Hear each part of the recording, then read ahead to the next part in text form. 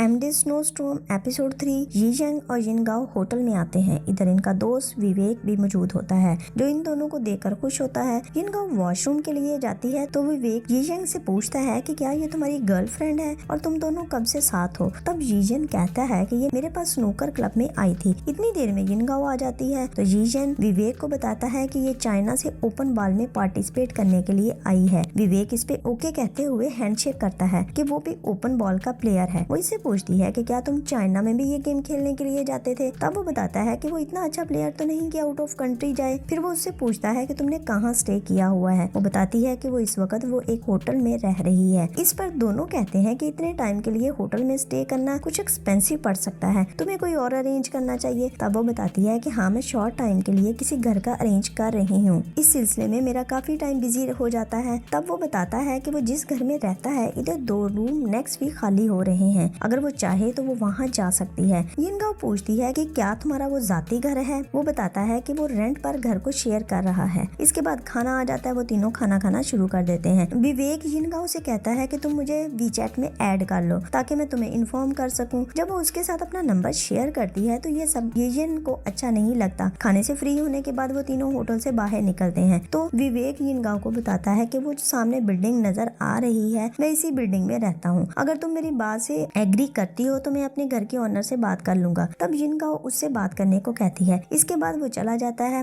यीजन और यिनगाओ दोनों होटल से बाहर रोड पर चलना शुरू कर देते हैं। जब वो होटल पहुंचते हैं जहाँ पर यिनगाओ ने स्टे किया होता है, जो एक दूसरे की किस कर रहे होते हैं, ये सब यिनगाओ को अच्छा फील नहीं होता। वो यीजंग की अटेंशन को चेंज करने के लिए इधर उधर की बात शुरू कर देती है। इतनी देर में यिनगाओ का भाई मिनचाओ आ जाता है। यीजन कहता है कि तुम्हारा भाई आ चुका है। वो अंदर जाने के लिए डोर ओपन करती है तो उससे डोर ओपन नहीं होता। इतने में यीजन उसकी हेल्प करता है ताकि डोर खुल सके। वो अंदर आने के बाद अपने भाई से पूछती है कि तुम नीचे क्या कर रहे हो। वो बताता है कि यीजन ने उसे मैसेज किया था। जब वो उससे पूछती है कि उसने तुम्हें क्यों मैसेज किया था तो वो बताता है कि दरअसल नीचे बहुत से लोग ड्रिंक करने के बाद खुद पर कंट्रोल खो देते हैं, इसलिए यीजन ने तुम्हारी सेफ्टी के लिए मुझे नीचे बुलाया था। फिर हम देखते हैं कि यिनगाओ अपने कान पर मेडिसिन लगा रही होती है क्योंकि यीजन की वॉच उसके कान पर लगने की वजह से उसका कान रेड हो चुका होता है। इसके बाद यीजन हॉट डो अपने लिए खरीदता है जो यिनगाओ ने पसंद की होती है। वो उसे अपने लिए लेकर जाता है और फिर यिनगाओ को मैसेज करके पूछता है कि मेरी वॉच लगने से क्या तुम्हारे कान पे कोई चोट तो नहीं आई। यिनगाओ वो कहती है कि बस हल्का सा रैश हुआ है। इस पर वो अपनी वॉच को एक बाजू से उतार कर दूसरे बाजू में पहन लेता है। घर जाकर जब वो हॉट डो खा रहा होता है तो उसका फ्रेंड विवेक उसे कहता है कि तुमने यिनगाओ को इतनी अच्छी ट्रीट दी और खुद तुम ये चीप सा हॉट डो खा रहे हो। तब वो कहता है कि मुझे ये यिनगाओ ने बताया था कि ये बहुत मजे का है, इसलिए मैं इसे टेस्ट करना चाहता हूँ। क्या ये वाकई मजे की चीज है। विवेक उससे पूछता है कि क्या तुम यिनगाओ से प्यार करते हो। तब वो कोई जवाब दिए बगैर अपना ड्रेस वॉश करने के लिए चला जाता है। इधर हम देखते हैं कि यिनगाओ अपने भाई को बताती है कि हमें यहाँ पर काफी टाइम के लिए रुकना है, अगर हम होटल में रुकेंगे तो हमारा बजट बहुत हाई हो जाएगा। तो मेरा इरादा है क्यों ना हम कोई रूम रेंट पर ले लें ताकि हमारी बचत हो सके। मिनचाओ कहता है कि तुम ये डिसाइड कर चुकी हो कि हमें कोई रूम लेना है। तब वो कहती है इसमें हम दोनों का फायदा है। इसके बाद यीजन यिनगाओ को मैसेज करता है और उसे एरिया में मौजूद चाइनीज रेस्टोरेंट्स के बारे में बताता है और उसे इस हवाले से मुकम्मल गाइड करता है, जिस पर यिनगाओ खुश हो जाती है। यीजन उसे कहता है लेकिन मेरी एक शर्त है कि तुम इन जगह पर सिर्फ मेरे साथ जाओगी और खाना भी मेरी तरफ से होगा। यिनगाओ कहती है मुझे ऐसे लगता है जैसे तुम दूसरों को खाना खिलाने में खुश होते हो, चाहे इसके लिए तुम्हें किसी का काम भी करना पड़ जाए, जिस पर यीजन खुश हो जाता है। इसके बाद मिनचाओ यिनगाओ से पूछता है कि क्या अपना सामान पैक करना है और हम कब यहाँ से शिफ्ट हो रहे हैं। तब यिनगाओ कहती है कि मुझे पहले कंफर्म करने दो कि विवेक की कोई गर्लफ्रेंड तो नहीं, इस तरह हमारे जाने से वो दोनों डिस्टर्ब हो सकते हैं। जब तक वो हमें कोई पॉजिटिव आंसर नहीं करता हम शिफ्ट नहीं हो सकते। इस पर मिनचाओ बताता है कि नहीं, विवेक और यीजन की कोई गर्लफ्रेंड नहीं है।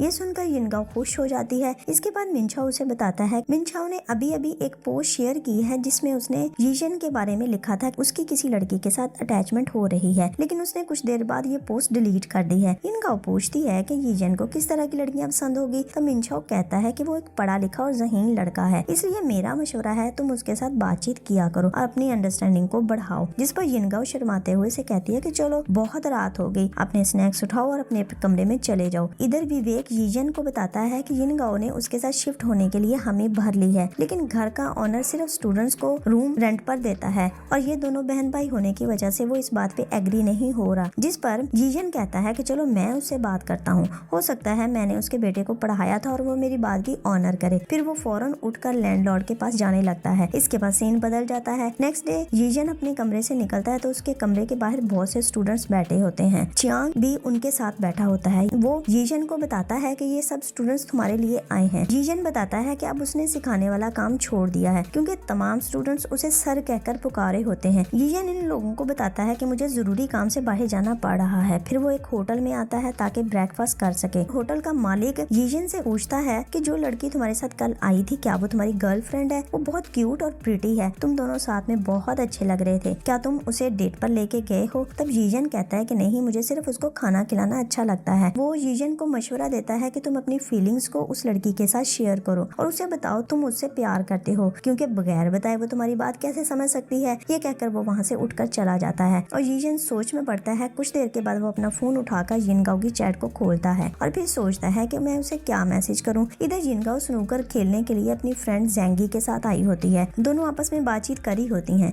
जेंगी उसके करीब आकर पूछती है कि क्या तुम कल रात सोई नहीं? तुम्हारी आईज पर डार्क सर्कल्स नुमाया है, उसकी रीजन क्या है? तब वो यीजन का नाम लेकर उसे छेड़ती है। यिनगाओ बताती है कि हाँ, कल वो यीजन के साथ डिनर पर गई थी। इधर होटल में यीजन मौजूद होता है। उसके बाद चियांग आ जाता है। ये होटल से बाहर आकर उसे कहता है कि मुझे यहाँ तुम्हें देखकर खुशी हुई, चलो ऐसा करते हैं आज हम स्नूकर खेलने के लिए जाते हैं। बहुत अरसा से हमने एक दूसरे के साथ ये गेम नहीं खेली। तब वो जाने के लिए चल पड़ते हैं। चियांग कहता है कि हम दोनों ही क्लास में सबसे लास्ट में रहते थे, लेकिन यीजन कहता है कि अब मैं इंडिपेंडेंट हो चुका हूँ, मैं जो चाहे कर सकता हूँ। दूसरी तरफ स्टूडेंट्स विवेक के साथ बैठे होते हैं। ये वो स्टूडेंट्स होते हैं जो चियांग के साथ आए थे। वो इससे क्वेश्चनिंग कर रहे होते हैं, लेकिन विवेक आगे से आंसर करता है कि स्नूकर के मास्टर ने अपनी लाइफ के लिए सिर्फ 2 बच्चों को स्नूकर की ट्रेनिंग दी थी, जिसमें चियांग और यीजन शामिल हैं। फिर हम उनके पास का सीन देखते हैं जिसमें यीजन और चियांग आमने सामने खड़े होते हैं और वो उनका बचपन होता है। यीजन चियांग से कहता है कि उसे स्नूकर खेलनी है और सीखनी है, लेकिन वो कहता है कि इस काम के लिए तुम्हें अपने पेरेंट्स से परमिशन लेनी होगी। इसी वक्त मिस्टर ही आ जाते हैं। वो इन दोनों से बहुत प्यार से बात करते हैं। इसके बाद सीन फिर प्रेजेंट में आता है जब चियांग और यीजन स्नूकर क्लब में आ जाते हैं। चियांग कहता है कि मैंने कल विवेक की पोस्ट देखी थी जिसमें उसने तुम्हारे और यिनगाओ के बारे में लिखा था, तो क्या तुम उसके साथ सीरियस हो? तब यीजन कहता है कि मैंने ट्राई जरूर किया है, लेकिन वो लड़की ऐसा नहीं चाहती। फिर चियांग कहता है कि क्या तुम पीएचडी करने के लिए जा रहे हो,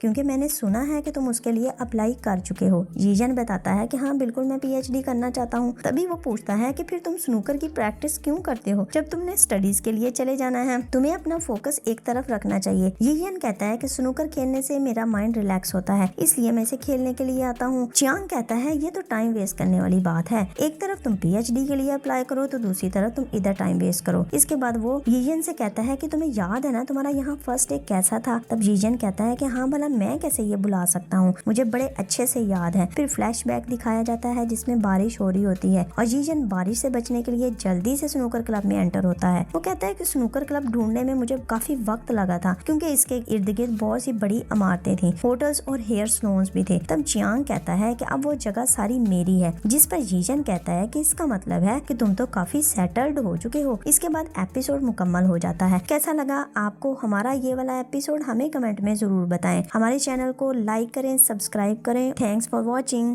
MD snow strong episode number 4। Drama के फर्स्ट सीन में यीजन विवेक के पास आता है, उससे पूछता है कि क्या तुम्हें यिनगाओ ने बताया है कि वो कब शिफ्ट हो रही है? तभी विवेक बताता है कि हाँ, उसने मुझे नेक्स्ट वीक शिफ्ट होने का इन्फॉर्म किया है। तब वो विवेक के रूम से एक स्टडी टेबल उठाता है और जिस रूम में यिनगाओ ने रहना होता है इस रूम में रख देता है। विवेक कहता है मुझे तो खुद स्टडी टेबल की जरूरत है, मैं अपनी स्टडी कहाँ बैठकर करूंगा? तब यीजन कहता है मुझे नहीं पता कि तुम बुक्स रीडिंग कितनी करते हो। फिर वो उसके रूम से एक रेड कुशन उठाकर यिनगाओ के रूम में रख देता है। विवेक कहता है कि तुम्हें तो किसी सूरत कोई गर्लफ्रेंड नहीं बनानी चाहिए थी, क्योंकि तुम अपनी हर चीज उस पर लुटा दोगे और इस वक्त तुम्हारी गर्लफ्रेंड का सबसे ज्यादा नुकसान मुझे होने वाला है। फिर यीजन पूछता है कि क्या मैं अच्छा बॉयफ्रेंड बन सकता हूँ? वो कहता है कि डेफिनेटली तुम एक अच्छे लड़के हो, लेकिन ये सब तुम अच्छा नहीं कर रहे जो मेरी हर चीज उसके रूम में रखते जा रहे हो। तब वो कहता है कि मुझे याद आया तुम्हें एक कॉफी मेकर की जरूरत थी, जाओ मार्केट से अपने लिए वो कॉफी मेकर ले आओ। इस बात पर विवेक खुश हो जाता है। इसके बाद यिनगाओ और मिनचाओ होटल में मिलने के लिए विवेक के पास आते हैं। मिनचाओ पूछता है कि